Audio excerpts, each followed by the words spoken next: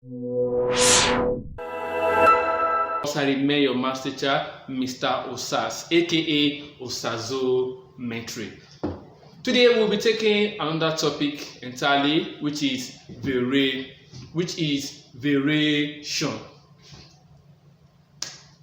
Now, what is variation? Variation is a change in relationship between two or more quantity. E.g., for example, if I have A and B and there is a relationship between them, which is this map. Now, it means that if A increases, B will also increase, and that is called direct variation.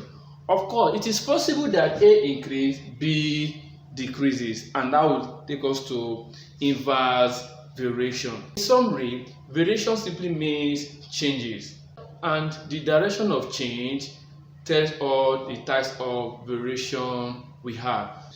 Now let's see how variation works. Let's quickly discuss the types of variation we have. We have 4 types of variation. We have direct variation. Number 2, we have inverse variation, while some textbooks call it indirect variation. Number 3, we have joint variation. Finally, number 4, we have partial variation. So these are the 4 types of variation. Number 1, we have direct. Number 2, we have indirect or inverse. Then number 3, we have joint variation, that is combination of direct and indirect. And finally, we have the partial variation. So let's start with number 1, direct variation. For example, if we are told that A varies directly as B, what does it mean? It means if A increases, B will also increase at a constant value. In other words, this means A is directly proportional to B at a constant value. Now, what do we do here? The first thing is to make this a mathematical equation rather, that is, we have to remove this sign of proportionality. We have to turn it to equals to. By doing so, we have to introduce a constant, which is constant K. Let's see. So we have A equals to, that is, it's no more alpha now, which is the sign of proportionality. We are going to introduce, we have introduced equals to, then K, B. So the whole of this equals to K is representing this proportionality sign.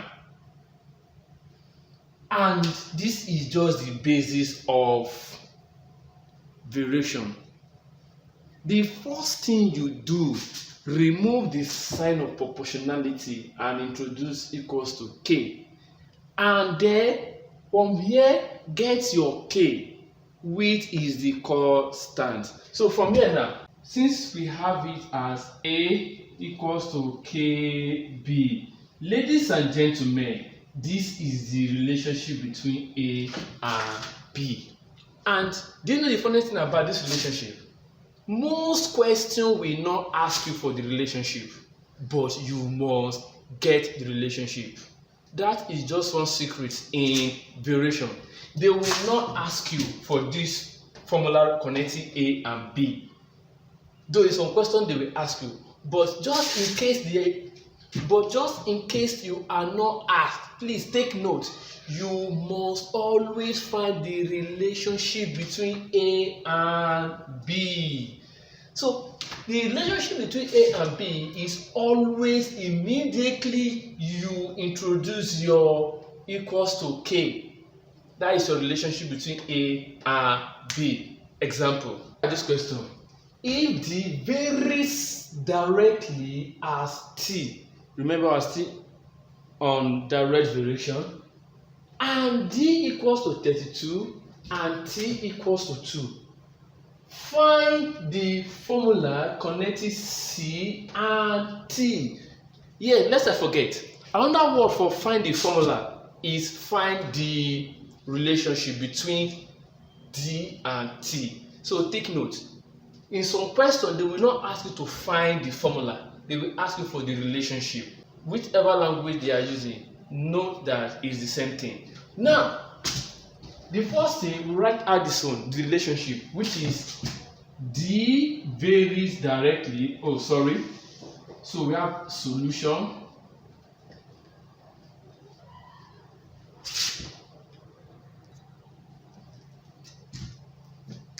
So we have D varies directly as T. Remember, the next thing to do now is to remove this proportionality sign. Then introduce equals to K. So we have D equals to KT. Remember, this is the relationship we are looking for. This is what we are looking for. But however, it is not the final answer. So we need to substitute to get the value of K. It is when we get the value of K, we will come back to this place as our relationship. Now, let's substitute. They say D is 32. So anywhere I see D, I will replace it with 32. So I have 32 equals to K. K to me, K times T. That will be times. What is T from here now? We have 2. Please take note. You are not to move from here until you are done with this part. Then we have 32 is equals to 2K, which is the same thing as 2K equals to 32. I just changed the position. Then the next thing, divide both sides by these two, that is coefficient of K. We have over 2, we have over 2. 2 equals to, we have K equals to 32 over 2 will give us 16. So we have gotten the value of K, which is a constant. Now, the relationship between D and T, remember it is here. So we have to come back to it again. So coming back to it, anywhere I see K now, I will replace it with what? 16. D is 32. T is 2. You don't have to substitute anymore since you have done it here. The later you are substituting to get the relationship or the formula connecting D and T is to use your value here. So the essence of this is to get the value of constant K, because at that constant, the relationship is increasing. So we have, from here now, we have D equals to, what is K? 16T. This is our relationship. So the relationship between D and T is D equals to 16T. In other words, at a constant value, which is constant 16, D is directly proportional to T. Meaning, if D increases, T will also increase. Or if D decreases, T will also decrease. That does it. Very cheap. Let's see another example. Let's see this question. If x varies directly as y and x equals to 30 when y equals to 12, find A, the formula connecting x and y, B, x when y equals to 10, C, y when x equals to 14. The same thing.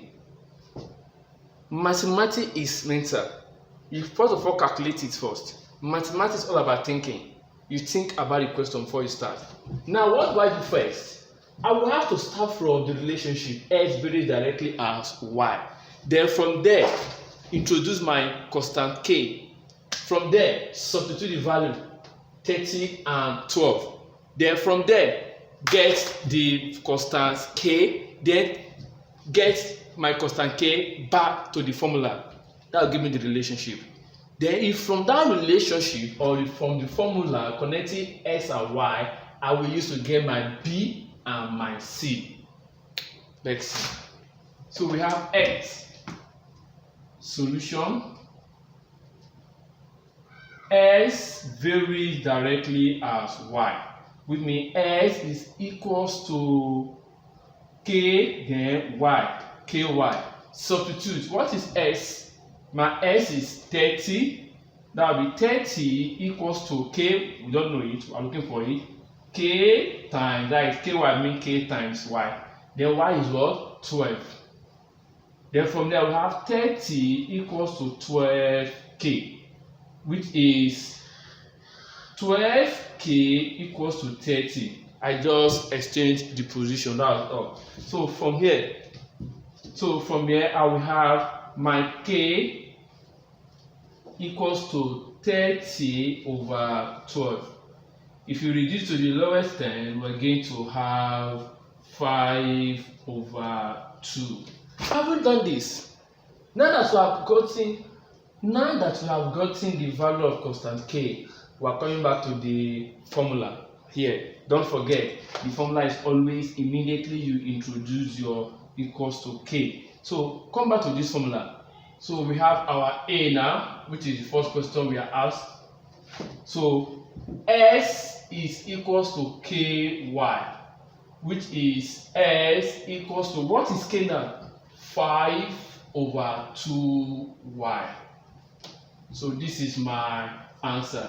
So the relationship between s and y is that s is equals to 5y over 2. Now let's see the next question. Find s when y equals to 10. So if you take them, which is b, when y equals to 10.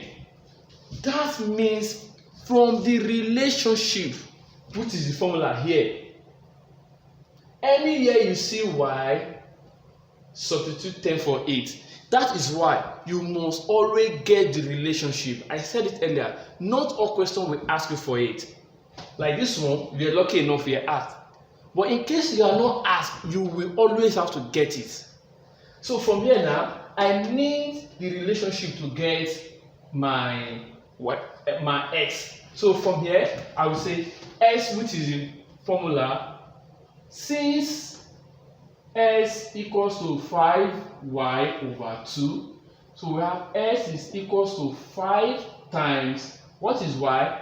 10 over 2. And of course, we have 50 over 2. Finally, we have s is equals to 25. Is that cheap? 50 divided by 2, 25. Then what's the next one? C. Find y when s equals to 14. That means go back to the relationship here. Anywhere you see s, substitute 14 for it and solve for y. Let's see. C when s equals to 14. So come back to the formula. So I will tell them, since s equals to 5y over 2, my s now is what? 14. So we have 14 equals to 5y over 2. You drop one here, cross multiply. 5y times 1, we have 5y equals to 2 times 14, we have 28. Then divide by 5 over 5. So we have my y equals to 28 over 5. Or we'll have 5 whole number 3 over 5. That is all. Nothing more.